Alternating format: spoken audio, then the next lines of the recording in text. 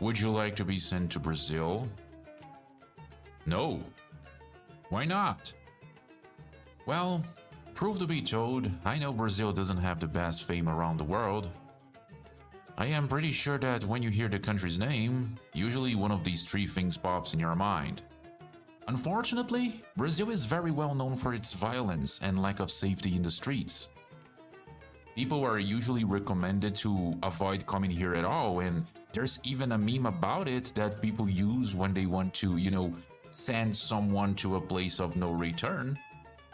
Now, when it comes to Brazilian guns, the first thing that comes to mind is not ordinary citizens using guns to defend themselves, but rather drug lords and their soldiers in the favelas using everything from ARs and AKs to 50 cals and rocket launchers to fight the police and put the whole country in the middle of a war that claimed more lives yearly than the Gaza region.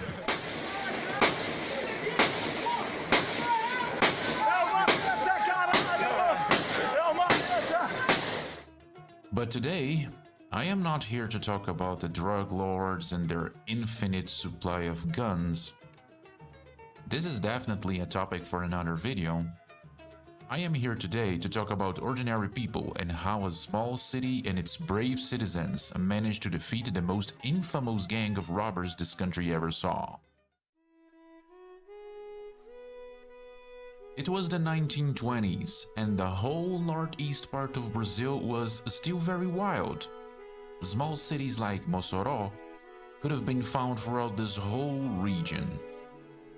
Back then, there was only around 20,000 people in the city, but it was one of the most prosperous in the region, and this attracted the very undesirable attention of a very famous gang that saw it as a treasure chest, ready to be plundered.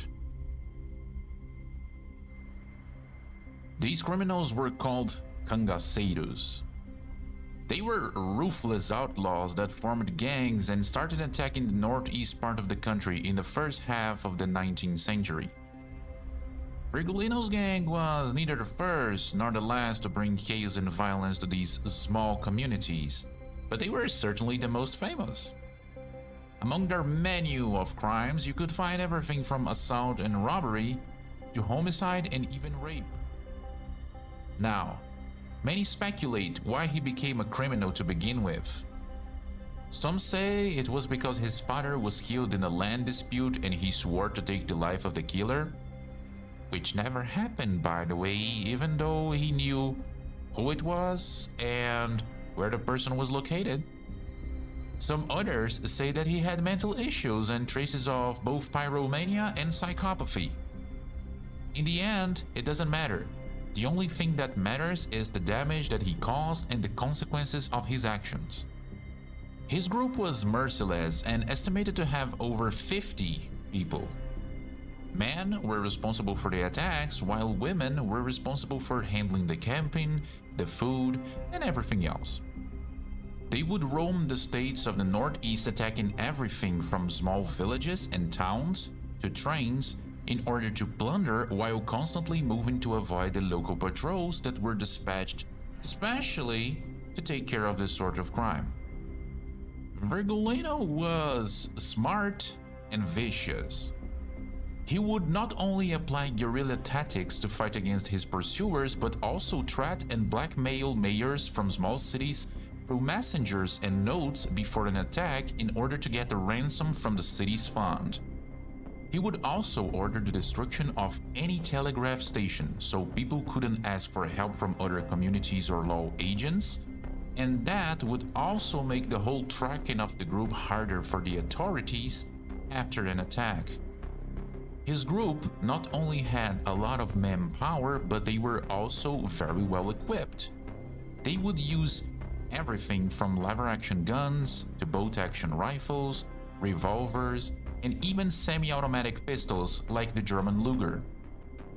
So when this group of over 50 rabid criminals, armed to the teeth, arrived in a village or a small town with half a dozen of police officers, they would face almost no resistance, and this brought not only to the pack, but mostly to its leader, a almost supernatural fame of invincibility. But that would change during the siege of Mossoró. The year was 1927, and the mayor of the city of Mossoró received some very unwelcoming news. The pack of Lampião, the nickname given to Virgulino, now a very well-known criminal through all the northeast region, was approaching the city. Panic soon ensued among people. Flocks of citizens were seen taking the trains and leaving the city, but there was a catch. This wasn't just people running, it was an organized effort. Elderly people, children, women, and men unfit to fight were evacuated to nearby cities. Meanwhile, the local man and the mayor's office managed to get their hands on a very nice amount of weapons and ammunition and prepare the city for the upcoming attack. They decided to stay and fight. The citizens outnumbered the criminals 3-1, and around 150 men armed with everything from Winchester lever-action rifles to German bolt-action Mausers positioned themselves in rooftops, balconies, and in the trenches built around the main church of the city, and waited. Lampião sent a note to the mayor demanding ransom. Knowing that the city was very wealthy, he demanded 4 times the usual amount. That note was totally ignored. Some hours went by and, very impatient, he sent a second note. But this time, he got an answer. Lampião, recebi seu bilhete, e lhe respondo que nem a prefeitura, nem o comércio, tem a quantia exigida de 400 mil réis e o banco também está fechado. A cidade confia firmemente em sua defesa, e a considera inabalável. Portanto, estamos dispostos a lutar contra tudo que o senhor quiser fazer contra nós, e vamos recebê-los com uma força à altura.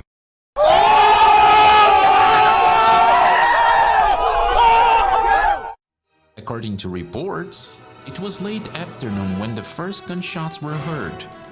The fight continued through the night, as it was written by a journalist stationed in the city during the siege. Durante toda a noite, o estalar de balas podia ser ouvido. Parecia uma grande celebração de São João. After being received by a huge hail of lead, something that was totally unexpected by the criminals, they decided for a strategic retreat, having lost a couple of members and even some very important ones. From that point on, the gang would start to crumble, with some members deserting, others being killed or captured, and then the group and its leader being killed in a military operation that even deployed Maxim machine guns some years later. To this day, the city is very proud of their prowess as the first to have defeated one of the biggest criminals in Brazilian history. They even have museums dedicated to tell this history to young generations.